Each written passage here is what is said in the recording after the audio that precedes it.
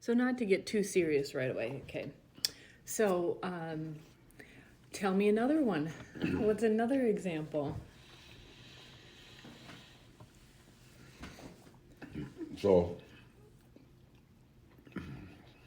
you're very, very loyal.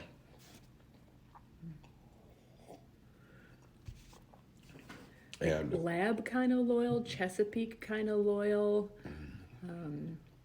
Maggie kind of loyal. no, because Maggie likes other guys. Maggie's my cat. She just likes men. How's your anniversaries going, by the way? Yeah, sorry I'm chewing on the cast here, but Well, apparently they are, you said they're shipping out frozen now? well, these are from Ruby's Roost in Victoria, Minnesota.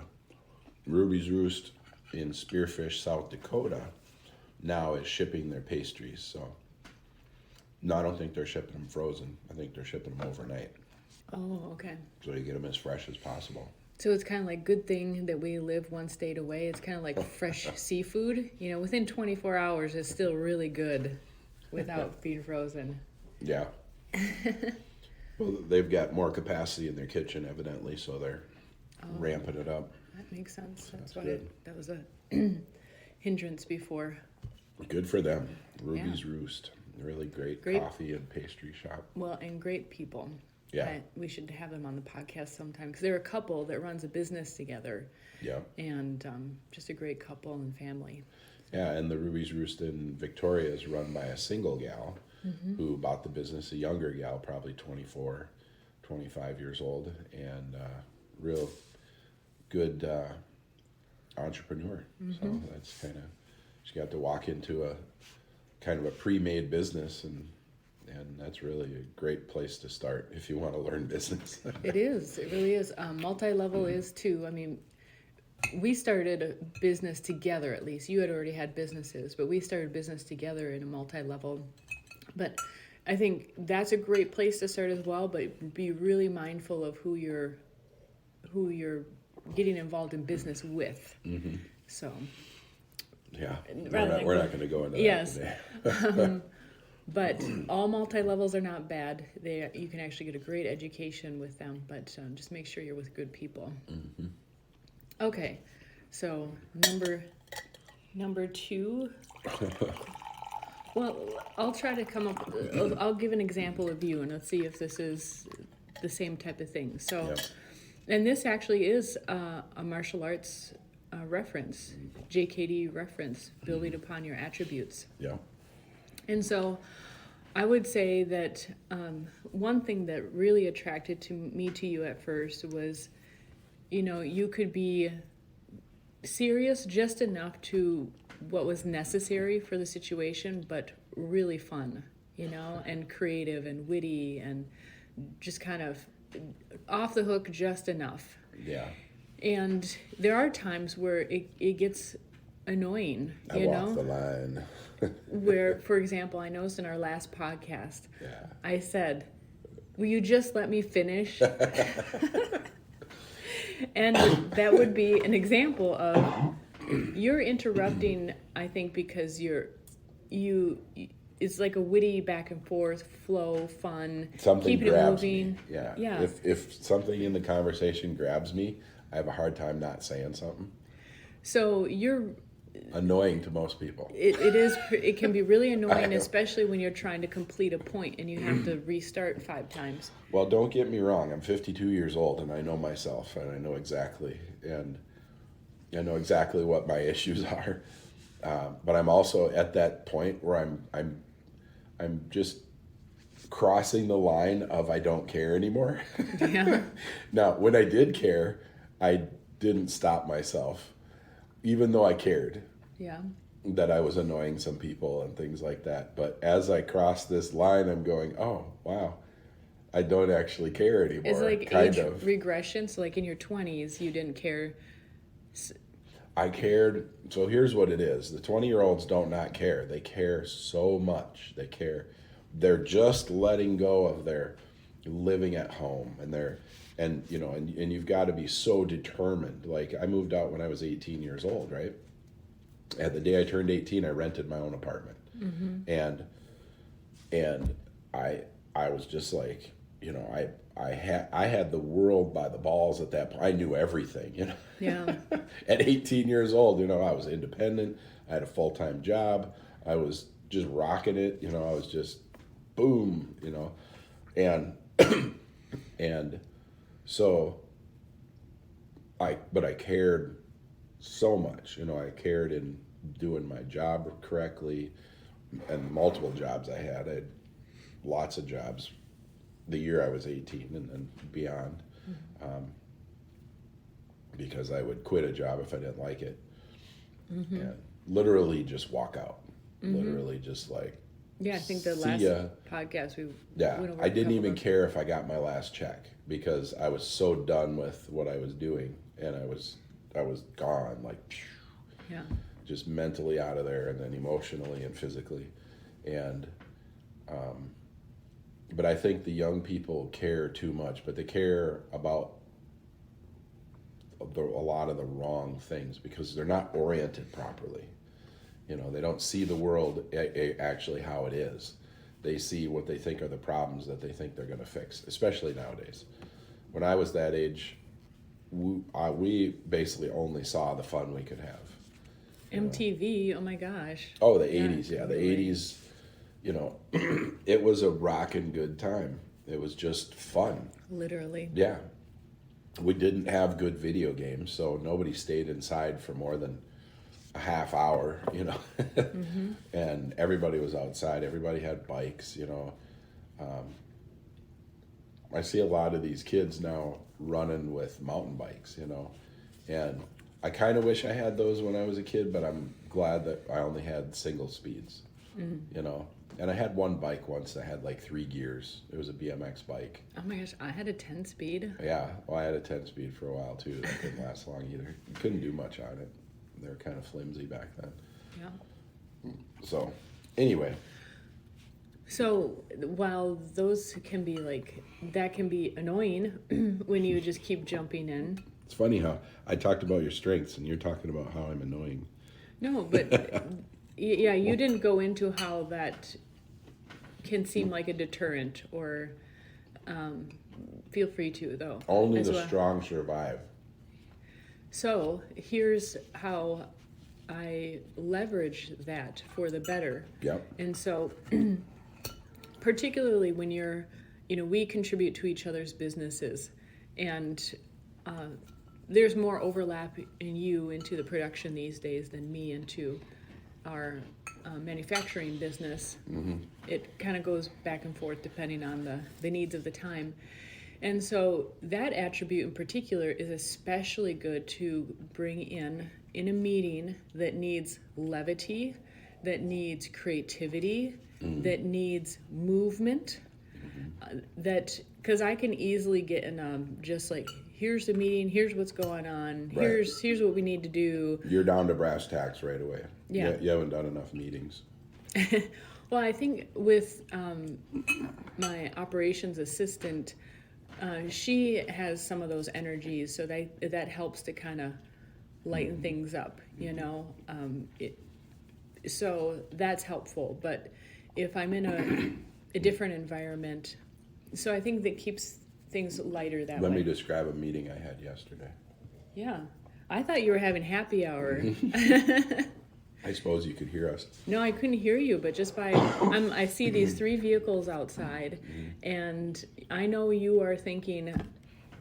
We literally are counting the hours of how much time we have to put this coop together, finish it before snow starts coming down. Yeah, we got a And- coop, we got a greenhouse coming, we got a sauna to put together now that the deck is done. I know.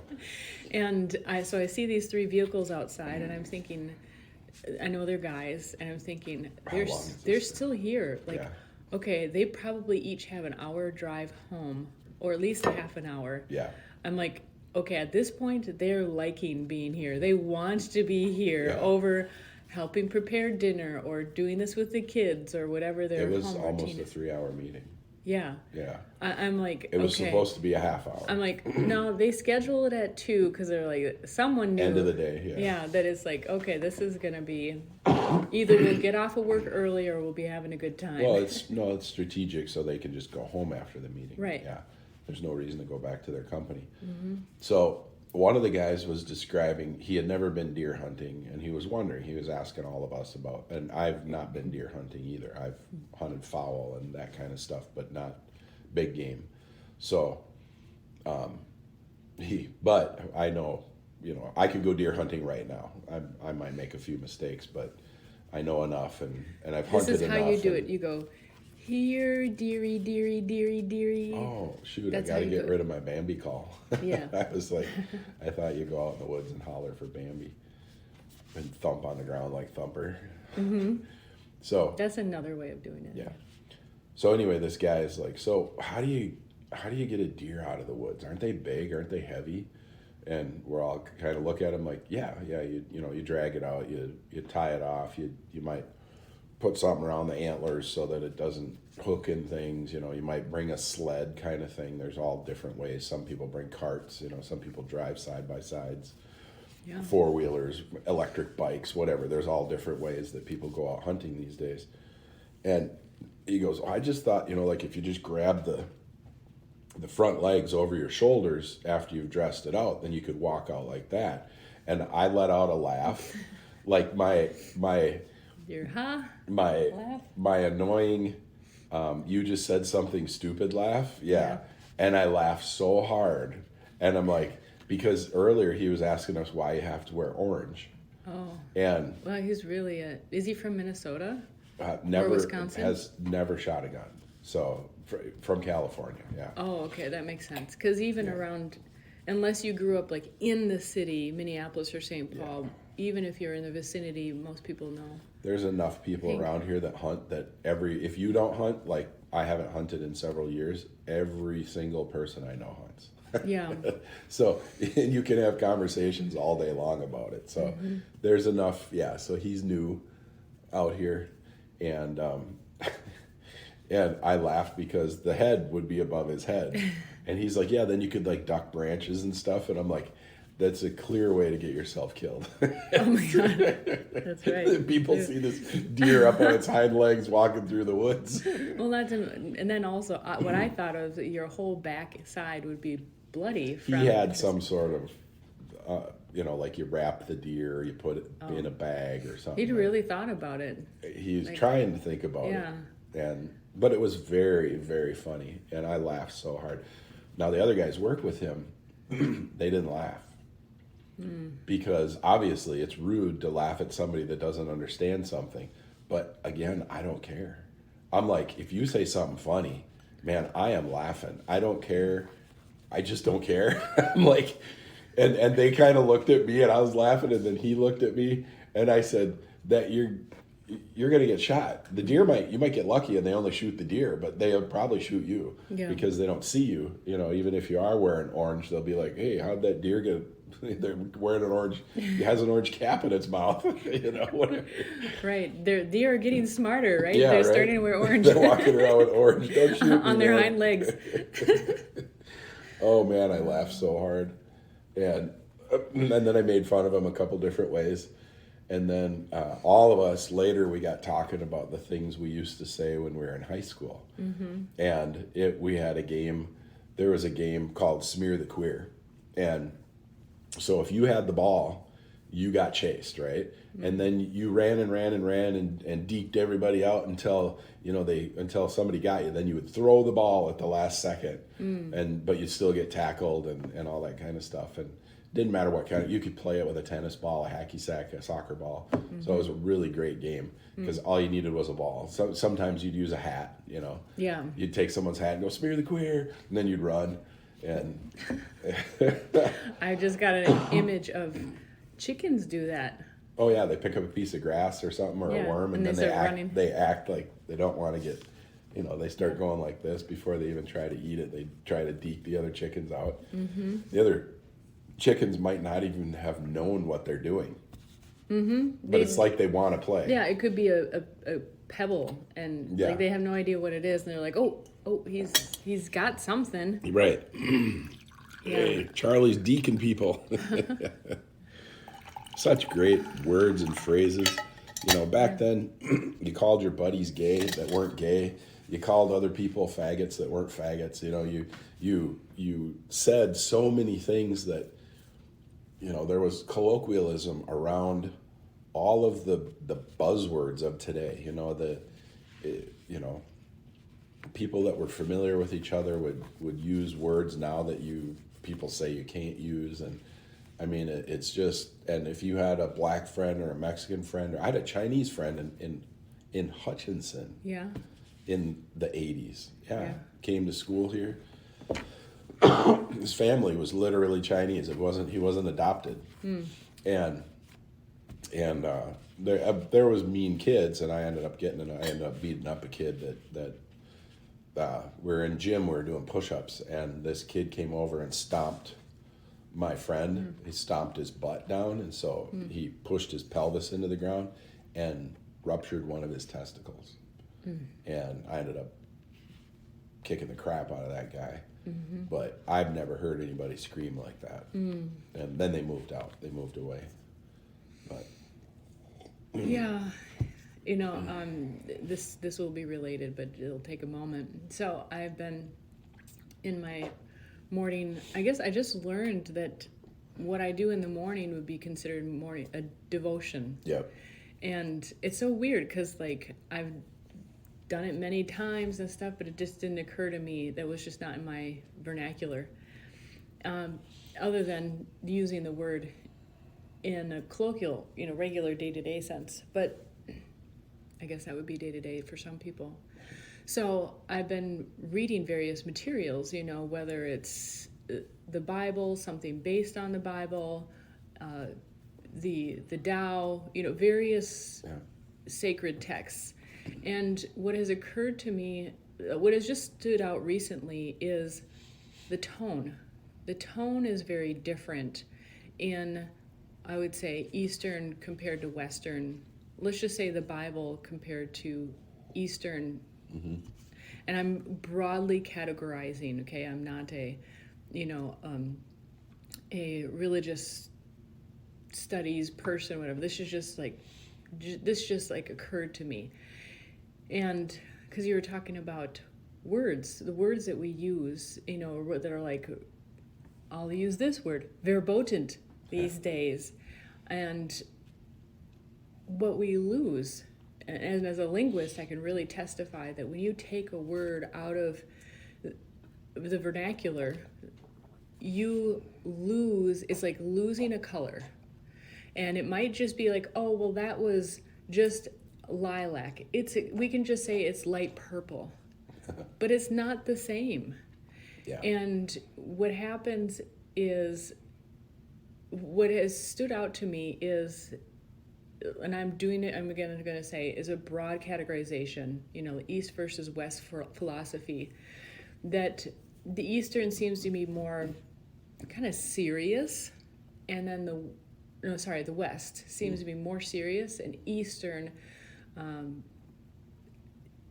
is more poetic. Now, the Bible definitely has poeticism to it, but again, and this may just be what I'm reading right now, that it particularly stands out. I might just be comparing certain sections, but the levity and the poeticism of Eastern philosophy is more about non-attachment, letting go, being. And I think that is taught in the Bible as well, but has a very different tone. And so what I'm getting at is, there's such a feeling these days, and this was supposed to be a quickie. Where are we at? Okay, we're at 20 minutes, so still in quickie realm. Where we're getting at these days is there's altruism in, you need to take out this word because it's hurtful. You need to stop doing this because it's hurtful. But actually, in the act of trying to be more compassionate, there's more attachment to pain and suffering and identifying with pain and suffering, instead of there's certainly a point, where like you stepped in with your friend, and like you've stepped in with many people, over the years, whether it's physically or just verbally is more where you go, is where you go these days. But there's definitely a point where you have to say enough is enough. But what's so fascinating to me is that in our attempts to be altruistic and doing good, to protect people, that we're actually becoming more stringent, more rule-oriented, regulated, dogmatic. The generations that that grew up without pain are here now. We grew up with pain. I mean, if you were gay, you got teased. If you were a feminine boy, you got teased, and you developed a tough skin. You learned how to defend yourself, mostly verbally, because you're probably not able to fight back to the people that were teasing you. And I was that guy when I was little. I was that kid because when I was young, I was small. Mm-hmm. And then when I turned, I fought all the time, but then I turned 16, 17, I started kind of filling out a little bit. And the addition of those muscles to my fighting was really great. Yeah. It was like, I felt like I'd put on an Iron Man suit. All of a sudden I started developing these muscles all over my body. And so then I was very formidable. I mean, from the time I was 13 years old fighting, I won most of the fights I was in, but I still lost. Every third one or something, somebody get the better of me. Mm-hmm. And maybe it was more of a draw than me winning. But man, when I turned 16 and started popping, I was like, holy cow, And so I think we've lost the natural progression, especially for boys. One of the guys yesterday in the meeting was saying the school was trying to convince him to get his kid put on Ritalin. Mm-hmm. And they ended up, there's some agency for the state now that comes in and will do the assessment. And, not just the parents saying, no, we're not going to do that. And so this agency came in, and it sounds to me like it's out of your hands when that happens. And how catastrophic is that? Mm. And the agency decided that his son did not need it, which wow. That was a sigh of relief on my part. I'm like, you got to be kidding me. The government's coming in to say whether your child needs Ritalin or not. I mean, that should be between the parents and the teachers. And so anyway, he evidently read the teacher, the riot act, and then he got a lot of crap for the things he said to the teacher.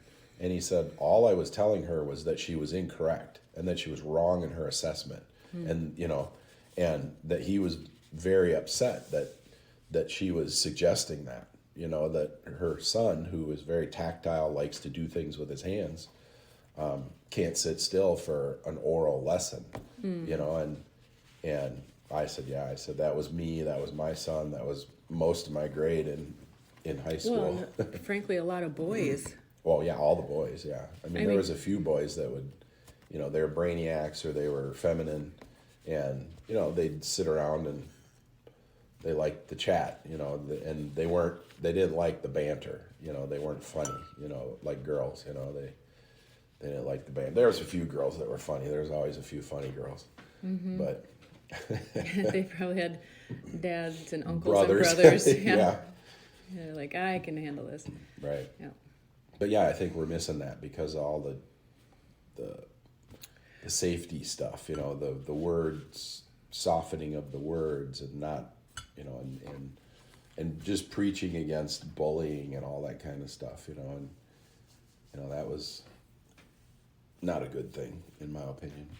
There's a verse that I was reading the other day in the Tao that talks about, essentially, I'm summarizing it, but essentially that the opposite, the extremes, the bad defines the good, the up defines the down.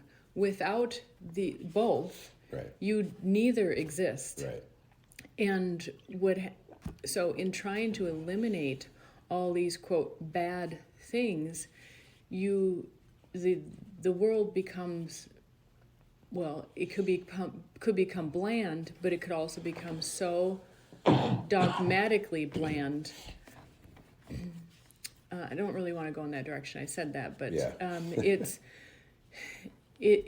I think we're missing the point, that, and here obviously I have been into certain materials lately, but how do you know that it isn't that person's karma to have to deal with that in this lifetime? Now, again, I am not condoning like horrific behavior, but there's a point where sometimes you need to step back and let a situation sort itself out. Well, we're heading back to a time when, and I hope parents listen to this and understand this, that you're going to have to send your 12-year-old out into the wilderness to become a man. We're heading towards a time where society is so soft, and right now everybody's afraid.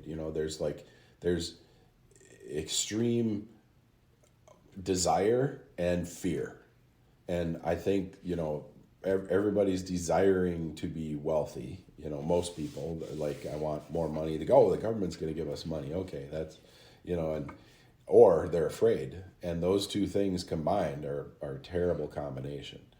It's like fire and gasoline are two phenomenal tools. Yeah. But very rarely do you put them together. Right. You don't want to throw gas on a fire that is already going, because it ignites so quickly, you might get burned. Yeah.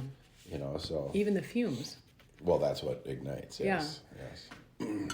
Ironically, interestingly, if the wise thing would be to go back to a culture where young people have to go through an initiation, and initiations actually happen at various times in life. But if it's not part of the tradition, we naturally seek it out. We will naturally do it, and it may not be we've seen it in many examples. I think that's what I was doing when I went to Brazil. I was seeking my own initiation, going on that year-long journey for myself, and literally initiating myself. And that was, I think, a constructive way of doing it, but some kids might do it in deconstructive kind of ways. Well, and you even did hunting with your dad when you were young, or at least you got to go on the hunting trips. Yeah. And Justin, my son, just took his daughter, our granddaughter, out hunting. What is she now, 7? I think 6. 6. So took her out hunting yesterday, and she's 6 years old, and that's an initiation. You get to go out, you get to see. Hopefully, they got a pheasant, and then you get to see the process. You get to see, here's how back in the day, if we needed food, we would go out and we would kill an animal, and we would then clean it, and then we would eat it. And so you get to see the fruits of your harvest and that type of stuff. And it's a great, learning how to shoot and learning gun safety and being careful and packing up and unpacking and going out, and it's chilly and you got to bundle up to a certain level, and Well, I can tell you from a girl's experience, there are levels of the initiation, as you're alluding to. But it's even, first of all, you have to be well behaved enough to be able to go with. Right. Well, I'm sure for a boy too. You have to be quiet on the hunt. You don't want to scare the animals. So there's that level. Then there's the bonding experience. Yep. And so that's another level of the initiation. Now, when we were out hunting, that's, I think, more what it was for at least me. I think for my dad as well. We went up to a cabin where my uncles and friends and cousins were. And so there's a lot of bonding experiences that go on. And while I was I don't know, maybe I was bad luck or something, we never got anything. We went deer hunting. But it was about the overall experience. And yeah, you're cooking the eggs and sausage in the morning, or the bacon. Oh, always. Potatoes, onions, just guy food. The heavy, chili. Yeah. Yeah, the heavy stuff. All the accompanying sounds that come with it. Well, you're not sitting in a deer blind for 4 hours and in sub 30-degree weather on salad. Right, exactly. You need butter, you need fat, you need meat, you Beer, need beer. Yeah, oh, absolutely. So there are a lot of layers to it, and something that I mentioned in an earlier podcast, the tools that I had growing up. I mentioned being able to wash clothes, and I was so young that I had to like jump up over the edge of the washing machine and then teeter-totter over the edge to grab. Yeah. That's how little I was. Yeah. And I thought about it later, and it took me a long time when we were talking about doing a podcast or even doing my own podcast back in the day. How would I relate the experiences growing up? Because our experiences, when shared, can be so helpful to others, and that's really the main point of our podcast, is to be helpful to others. Yeah. And we've all gone through the shite in life, and I decided that I would relate my upbringing as a matter of fact, kind of like if I was on the witness stand and I was being my own testifying to my own case, that it would just be the facts as I recall them. Mm-hmm. And not be elaborated in a way to make the people or the situation a news story and aggrandize the story. Yeah. And I think what I've done, I noticed in the last podcast when I was sharing about being brought up and taught how to wash laundry from an early age or cook meals, is I kind of turned that also into just testimony. And I'd like to take a moment. I'm going to cry anyways, even though I was trying not to. This is where I would like to aggrandize, and I think it's appropriate, is I'm very grateful to my parents that, try not to have a weird voice while I cry.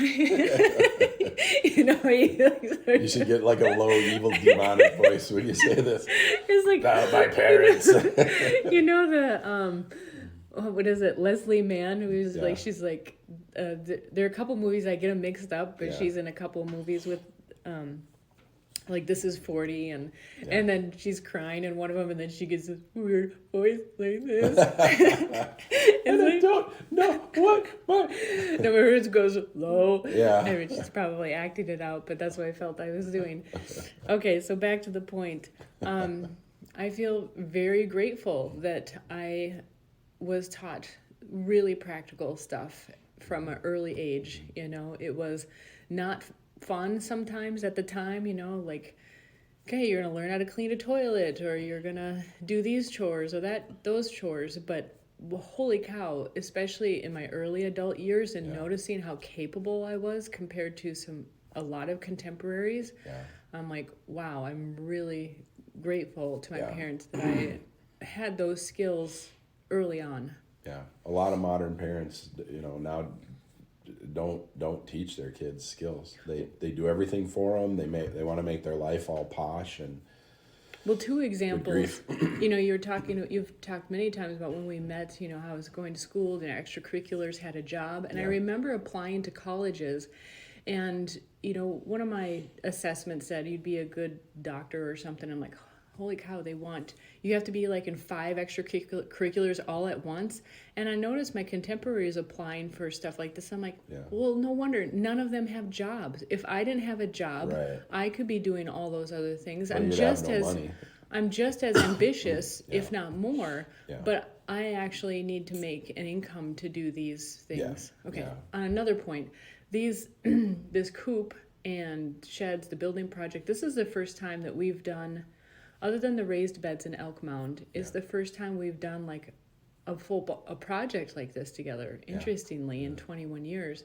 And were you surprised at how, like, I just knew stuff, like measuring, or, like when you're like, hold this board while I I take the saw and cut it. And no, you have those practical, like you said, you had boy cousins, you had uncles.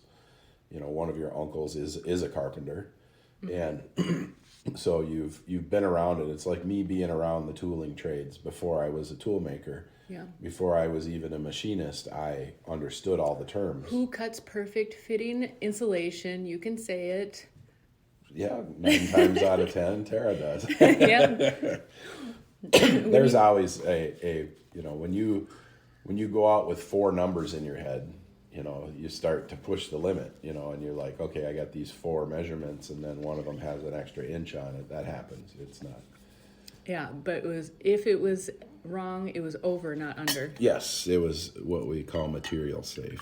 Yep, material safe. Yeah. That's like I always say. We can- If you're gonna make a mistake, make it material safe. I know you always say that. So I think that's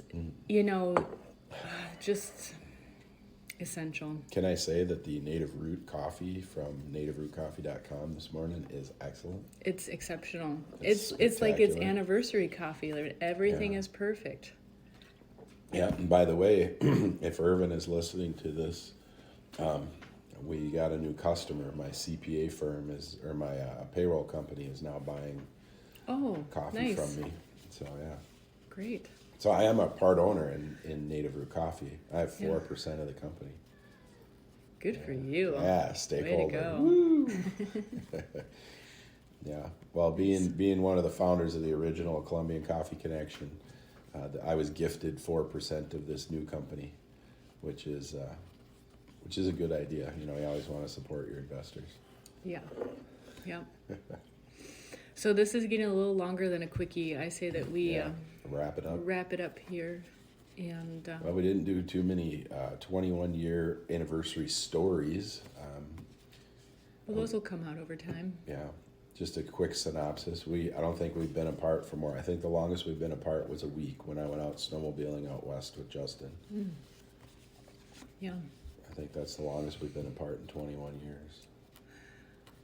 And just so everybody understands, we've worked together to spend our time to be together, to work to be together, to travel. For the longest time, Tara didn't have to have a job, and she still doesn't have to have a job, but we started a company that is doing very well, that you enjoy running and overseeing and dealing with all the people and stuff, and that company's expanding now, so that's really good. Mm-hmm. It's good to have multiple streams of income, and 2 companies is better than 2 jobs. In our book, yeah. We'll have to put that in our book now. Right? Yes. Well, I could say more, but we both need to get outside and work on that coop. Yeah. Yep. Happy anniversary. Happy Happy anniversary. Is there some Baileys in your coffee this morning? No, there's definitely caffeine. I can tell by my leg activity. Good dancing legs. Yes. At least one. Okay. All Have an right. awesome day. Well, that's our quickie.